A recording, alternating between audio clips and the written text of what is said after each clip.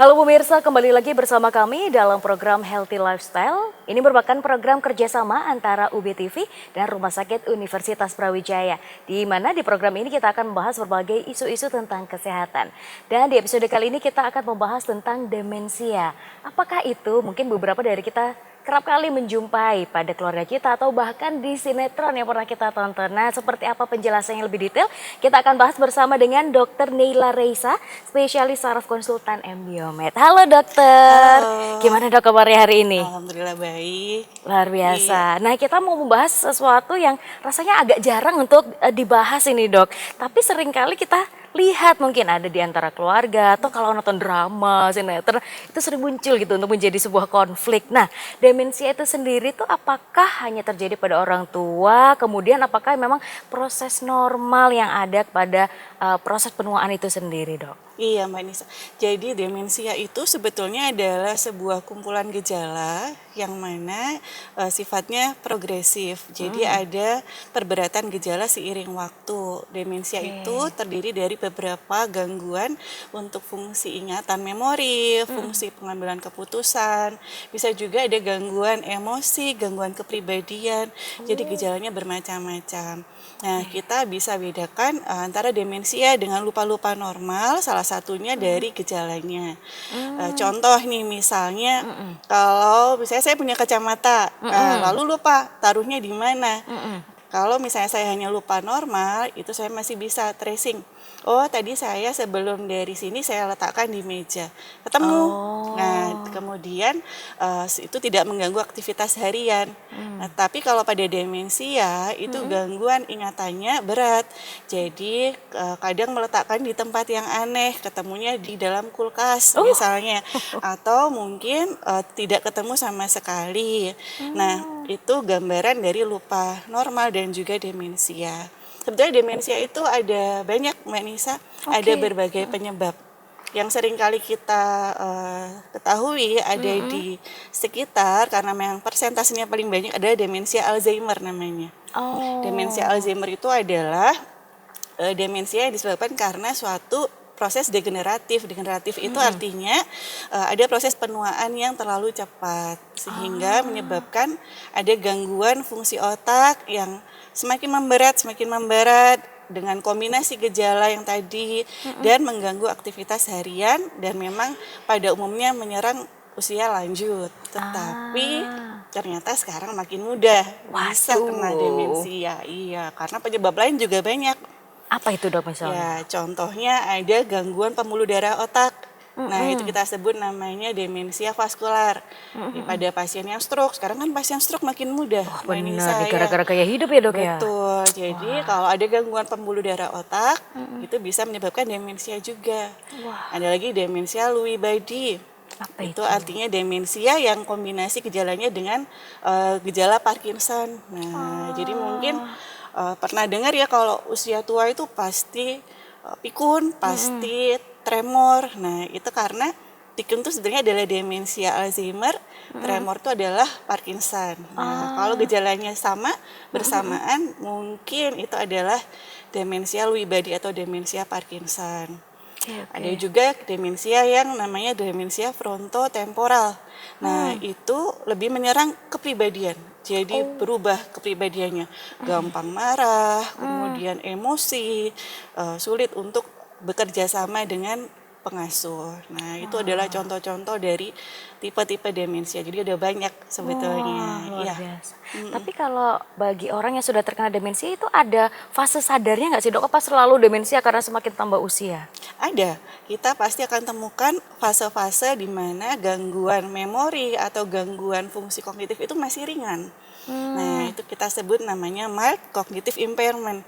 Jadi gejalanya masih ringan nih, masih tidak mengganggu aktivitas harian, tapi sudah mulai ada.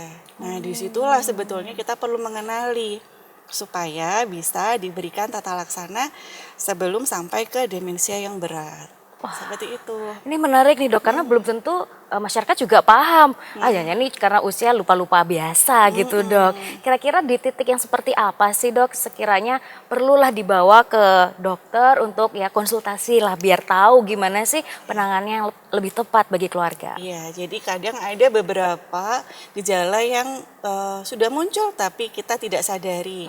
Yang paling sering pertama adalah lupa terhadap kejadian yang baru terjadi. Misalnya kita baru ngobrol nih, tapi kemudian belum 10 menit saya lupa tadi kita ngobrolin apa ya. Nah, itu adalah salah satu gejala pertama.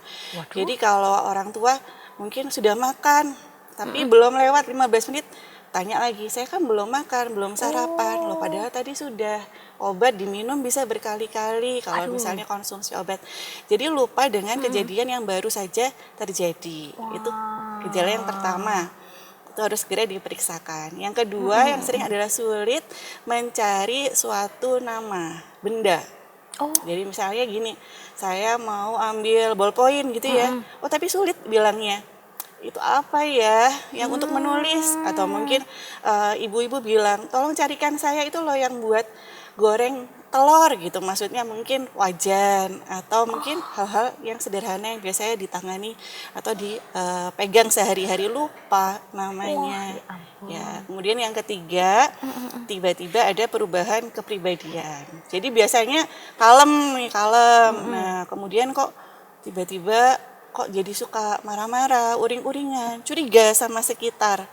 Jadi mana ya uang saya? Oh itu pasti diambil sama ini. Jadi paranoid atau mudah menyalahkan orang lain yang sebelumnya tidak ada.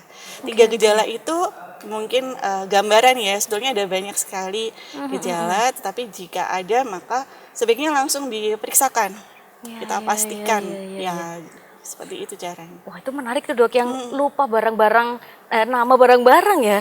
Orang tua saya jangan-jangan juga gitu ya, suka kadang lupa-lupa gitu. Tapi mungkin masih di tahap ringan ya dok ya, dan setiap individu itu tentunya beda-beda ya dok ya. Betul. Di usia yang berbeda-beda pula. Nah kalau sampai akhirnya ada pasien yang datang, itu seperti apa dok tata laksananya? Dibantu seperti apa terapinya? Iya, sebelumnya memang harus ditegakkan dulu ini demensia atau bukan ya. Jadi kita periksa dulu wawancara. Memang sebaiknya yang datang adalah pasien dengan orang yang sehari-hari ada dalam satu rumah supaya wawancaranya lengkap, terstruktur lengkap. Jadi kita tahu oh dari mana sudut pandang pasien, sudut pandang dari keluarga atau kita sebutnya caregiver. Nah, setelah dilakukan wawancara lengkap, kita periksa dulu untuk pemeriksaan fisiknya. Oh, apakah jangan-jangan ada penyebab lain ya. Misalnya dalam kondisi infeksi yang berat. Nah, itu bisa juga menyebabkan gangguan untuk fungsi berpikir. Kemudian apakah ada gejala gangguan neurologi? Oh, ada pelonya, ada merotnya, ada lemas tengah badan. Apakah ini mungkin demensia yang ke arah stroke? Nah, lalu belum selesai, kita akan lengkapi dengan pemeriksaan fungsi kognitif. Jadi itu serangkaian tes seperti ada tanya jawabnya, ada menghitung, menggambar. Nah nanti dari situ akan bisa disimpulkan demensia enggak, demensianya tipe apa, apakah kita perlu pemeriksaan lanjutan seperti periksa lab misalnya, atau harus di CT scan atau mungkin pemeriksaan lain yang lebih canggih. Nah, jadi itu nanti akan menjadi satu kesimpulan. Setelah itu baru kita berikan terapi atau tata laksana sesuai kecurigaannya apa. Luar biasa kompleks sekali ya dok ya, nggak sekedar datang, wah ini nggak bisa ya tebak-tebakan dok, luar biasa sih. Nah kemudian kalau misalnya karena keluarga kurang paham atau kurang terliterasi, dibiarkan, itu faktor risikonya seperti apa sih dok bagi orang-orang yang demensia ini? Iya, jadi sebetulnya demensia itu kan kadang tidak menyadari ya diri sendiri itu kesulitan, sehingga peran caregiver ini penting sekali, ini nomor satu memang. Bahkan caregiver itu memang adalah salah satu terapi utama dalam penata laksanaan demensia. Harus mendapatkan edukasi yang tepat tata cara untuk menyikapi jika tinggal dengan orang dengan demensia. Karena cara bicaranya aja dengan orang dengan demensia itu beda loh Mbak Nisa. Oh, Kita harus mengatur cara bicaranya, kemudian kita harus menjaga lingkungan sekitarnya supaya aman, supaya obatnya bisa dikonsumsi dengan tepat waktu. wah. Banyak faktor yang memang penting sekali perannya ada di caregiver. Kalau misalnya caregiver kurang teredukasi, kurang kurang mendapatkan pengetahuan, pastinya tidak bisa maksimal dalam menemani yang disayangi ini, yang dengan demensia ini. Wah, menarik ya dok. Jadi kalau ibaratnya datang ke dokter ya harus paket lengkap gitu ya, bukan hanya pasien tapi juga caregivernya tadi. Betul. Wah, luar biasa dok. Nah tapi apakah ketika sudah rutin gitu ya misalnya kontrol ke dokter, ada fase misalnya bisa sembuh total atau seperti apa sih dok? Atau hanya bisa dilakukan kontrol saja? Ya, jika ini demensia Alzheimer, maka prosesnya akan tetap berjalan. Sampai saat ini memang belum ada obat yang bisa menyembuhkan atau mengembalikan seperti fungsi ketika usia masih muda. Tapi terapi-terapi yang sekarang sangat bervariasi, fungsinya adalah mempertahankan supaya kemandirian ini tercapai. Jadi tadi kalau Ah, demensia kan syaratnya dikatakan demensia kan kalau aktivitas hariannya terganggu. Nah, ya. sehingga kita di situ pengobatannya atau tata laksananya targetnya supaya bisa mandiri ya sesuai dengan kemampuan masing-masing. Jadi ada terapi pengobatan, kemudian ada terapi stimulasi. Nah, untuk Oh. stimulasi ini sangat penting. Nggak bisa hanya dengan pengobatan saja, tetapi stimulasi dari sekitar perannya sangat besar. Dari Wah. caregiver, Hmm. kemudian dari lingkungan, mungkin lingkungan rumah atau lingkungan tempat bekerja. Jadi semua itu Oke. akan membutuhkan kerjasama antara dokter, pasien dan juga keluarga. Wah, itu ada kontrol rutinnya setiap orang beda-beda ya dok ya? Mungkin ada seminggu sekali atau seperti apa beda-beda ya dok? Iya, tergantung kondisi masing-masing karena memang derajatnya dan penyebabnya dan fungsi apa yang terganggu setiap orang mungkin berbeda. Ada yang Ah, dominan itu di kepribadiannya marah misalnya seperti itu. Ada yang dominan sebaliknya malah menyendiri, tidak mau berinteraksi sosial, ya. Ada yang mungkin lebih kuat di gangguan ingatannya, memorinya. Setiap orang memiliki karakter yang berbeda. Jadi oke. pengobatannya personalized I misalnya see. ya. Oh ya, baik dok. Nah tadi sempat disinggung juga, sekarang ini bukan hanya orang yang lanjut usia, tapi anak muda. Berarti seberapa besar sih dok pengaruh gaya hidup? Nah, apalagi anak-anak zaman sekarang dengan segala hal yang mudah tersedia, apalagi makanan dan lain sebagainya, itu seberapa berpengaruh sih dok? Iya, betul Mbak Nisa. Jadi lifestyle ini penting sekali ya dalam langkah pencegahan supaya tidak demensia. Apa saja sih yang harus diatur? Pertama, jangan sampai jatuh dalam kondisi hipertensi. Ya, Oh, hipertensi itu seringkali kita sudah miliki tetapi tidak dilakukan pemeriksaan sehingga tidak diobati secara tepat. Hipertensi merupakan salah satu resiko untuk demensia maupun gangguan pembuluh darah. wah, Yang kedua, kencing manis. Ya, jadi oh, diabetes itu juga akan menyebabkan pembuluh darahnya mengalami perubahan struktur. Nah, itu tadi hmm, akan menyumbang terhadap faktor risiko demensia. Lalu yang wow, lainnya merokok, kemudian kolesterol yang kadarnya terlalu tinggi di dalam darah. wah Nah, jadi yang suka ini, makan gorengan waduh, mungkin harus mulai dikurangi di perlahan-lahan ya hmm, karena makanan yang terendam dalam minyak, junk food, nah itu kontribusinya cukup tinggi ke kadar kolesterol oke, dalam darah. Nah, untuk demensia sendiri sebetulnya faktor yang menambah juga adalah interaksi sosial. Ya, jadi oh, kita memang membutuhkan interaksi sosial yang cukup keseharian stimulasi kita harus ada ngobrol sama orang lain, mungkin komunitas, olahraga, senam, nah oh. boleh dalam bentuk apapun interaksi sosial dan juga aktivitas fisik itu penting sekali untuk mencegah Hmm, penyakit-penyakit degeneratif. Ya. oke, luar biasa dok. Ini baru tahu nih ya. Nah, kemudian apakah ada tips gitu ya dok ya? Ini kan usia semakin muda akhirnya. Gimana sih caranya preventif biar saya nggak kena demensia di usia lanjut gitu dok. Gimana cara mencegah ini, kan siapa tahu banyak teman-teman mahasiswa nih yang nonton ya. Jadi sedari muda mereka sudah paham gimana nih sejak muda agar tidak terkena demensia. Iya.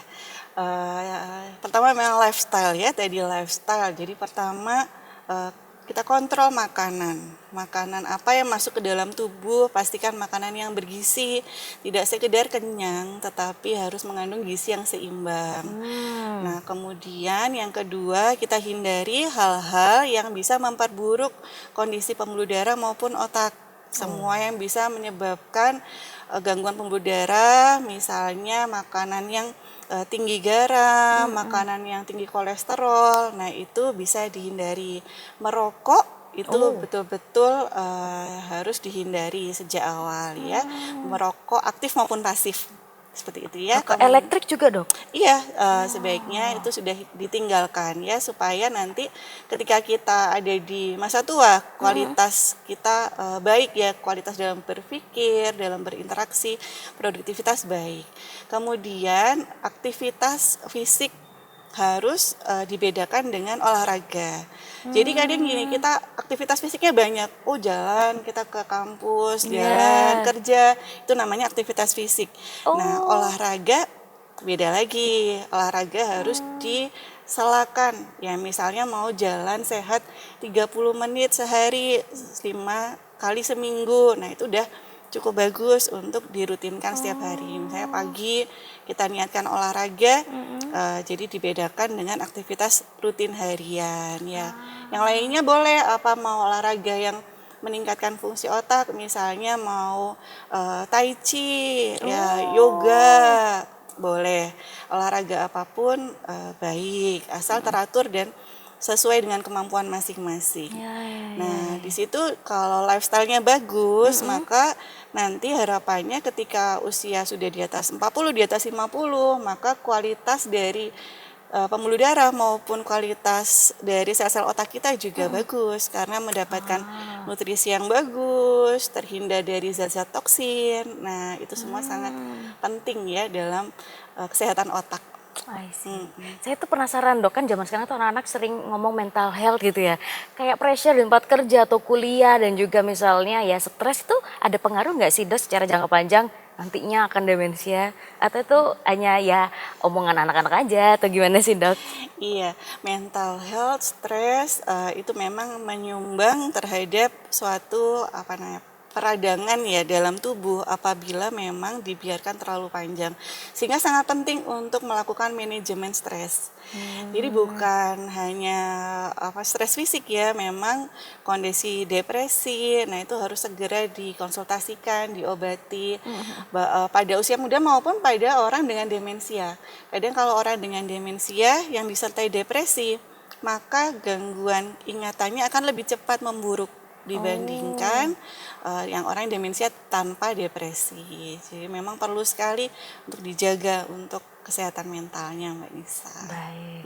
Nah kemudian dok, kalau dari POV orang yang akan mendampingi seperti caregiver atau bahkan masyarakat umum dan juga circle dan lingkungan sekitarnya, apa sih dok pesan untuk mereka?